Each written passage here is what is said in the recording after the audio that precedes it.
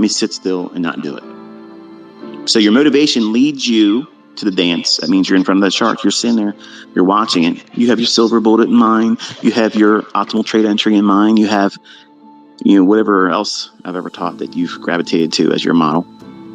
You have your draw on liquidity. You believe it's going to go here or it's going to go there, and you're ready to see it. If it could just give you a fair value gap, you're in there. But then something magical happens. Something magical comes in and changes everything. It's like your perception completely changes, and it becomes sometimes like a language you've never read before, and you're like a deer in headlights. You're paralyzed. You knew what you wanted to do, but now you're in front of the charts and you're watching life practice action, and you can't do it. You're waiting for something to appear as a nudge, a little, you're right, now take it. And many of us, when we first start, we call that confirmation. The only thing that it confirms is you sat there too long. That's what it confirms. You sat there too long. Now it's already moved. It would be better for you to wait for some kind of a down close candle in a lower time frame, reach into a fair value gap if you're bullish, and then use that. Don't chase running higher price when you're bullish. Don't do it. Don't do it. Because the only thing you're doing is increasing the likelihood of your stop loss needing to be larger than it's necessary to be, or making it harder for you to hold the trade, because you're going to know as soon as you enter it, you're going to be demanding subconsciously that it moves right away in your favor, and you don't want to see any kind of drawdown. Whereas if you're bullish, and this is how I teach, so it overcomes a lot of the built-in fears that are associated with being poorly placed in a trade or chasing price. So if you're bullish, I'm teaching you to buy what? A down close candle, or a candle that's forming a likely down close candle, but it need not close down. It could be trading lower and still have a higher close. But at the time of your entry, if you're bullish, you're waiting for price to go lower into a inefficiency or run below a short-term low to take those stops. So you're going to buy sell stops or buy inefficiency on a buy side imbalance, sell side inefficiency. You're going to buy that rebalancing to close up and overlap that up close candle that you're seeing as an inefficiency. So you're buying against the grain of price delivery versus impulsively chasing it. In the beginning, because you think as a trader, it's like I did, I want to be in a market that has the market going up. Like I want to be in a move that's going up. It's too scary. I'm speaking hypothetically and in retrospect to how it was when I first started. So as a 20-year-old, I was afraid to buy things when it was moving lower. To me, it made no sense. I mean, it literally made no sense whatsoever to go in and try to pick a bottom. That's what I was looking at it as, because I heard my mentor say, you got to avoid trying to pick bottoms. They're like catching falling knives. You have to wait for that dagger to fall, hit the ground, stop quivering, then gingerly go over and pick it up. That's verbatim. That's literally right out of that Ford cassette tape VHS course that he had from 1995. It was ingrained in me, just like the things that I say to you as your mentor.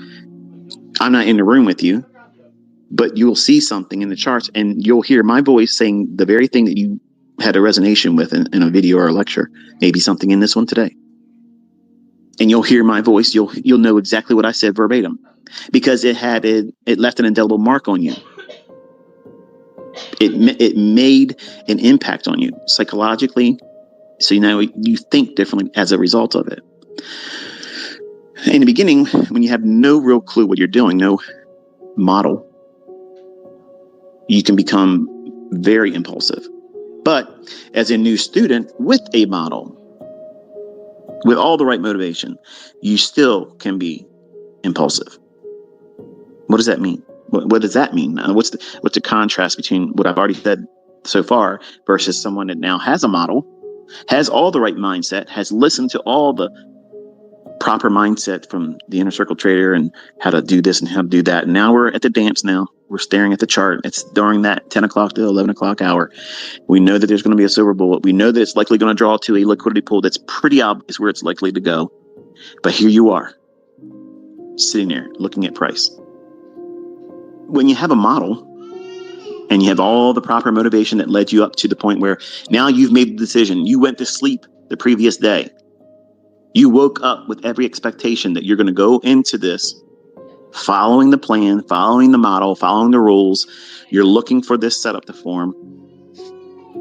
And now you're here. You're in front of the charts. You're there. And you do what? You act impulsively. You see something that is not your model. Perfect example. I'll give you something. You've done the work.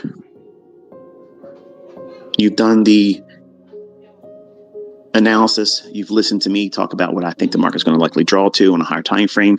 You committed to the idea that that's probably what you're going to subscribe to. So you're only going to focus in that direction. And that's the proper mindset. Not that you should be handheld, but that's why I do it. So that way you can keep your premise, your bias, the narrative focused on that time frame draw. You won't be 100%. But now, because you're in front of the charts, subconsciously, you're demanding that you're 100%. Is that practical? Is that realistic? Is that something that anyone could reasonably expect to have, especially if they're new? No, of course not.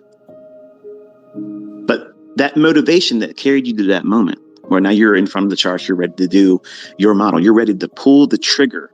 All you have to do is wait for that fair value gap to form, because it's going to be moving up quickly, and it's going to create that little buy side imbalance, sell side inefficiency, and it's going to form it in a place where it allows you to capture 12 to 15 handles.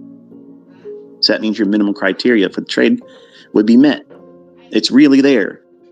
But unfortunately, it's not there yet. And what happens is you start seeing price run. And in your mind, you're thinking, this is going to be one of those times where it's not going to create a fair value gap. And here I am. I did all the work. I got all this stuff drawn on my chart. I have all the lipstick. I have all the motivation. I'm here now. And I know what's going to happen, because Murphy's Law says that whatever can go wrong is going to go wrong, and it's going to run without me. And I'm not going to be able to accept that, because I've done all this preliminary analysis. I've done all this preliminary workup, listening to this guy, Jawbone. I'm all pumped up. I'm ready to go. And here it's running. It just took off 8 handles straight, one shot. It's running. Your mind's going to be tricked by that, because you haven't watched price enough. That motivation to do the right things gets replaced with impulsiveness, because of the lack of experience, the lack of the doing of it, being there. Not just simply watching price. That's the first stage. Is tapering is just the first stage. Then you got to do it with a demo and submit to the idea that the rules still have to be applied. But then with live fund trading, or the equivalent thereof, where you can lose something, your funded account, challenge account, your funded account, or your live account, you want to capture money. And the lack of experience that you have, and everybody has that lack in the beginning. And all of you, and I was not exempt from this. I wanted to get through that stage quickly. I wanted to leave it behind me in my rearview mirror. I want to be able to say, yeah, see you later. I ain't never going back to that town again, which is ignorance, neophyteville, beginner. Like, you want to be able to leave the ranks of a newbie. When I'm encouraging you to live there for a little while, because that's going to teach you who you are. And it's going to show you the character flaws that you have, that you're pretending you don't have, that you've been hiding from yourself your entire life. However long you've been on a spinning rock, all of you have character flaws. I don't hide mine.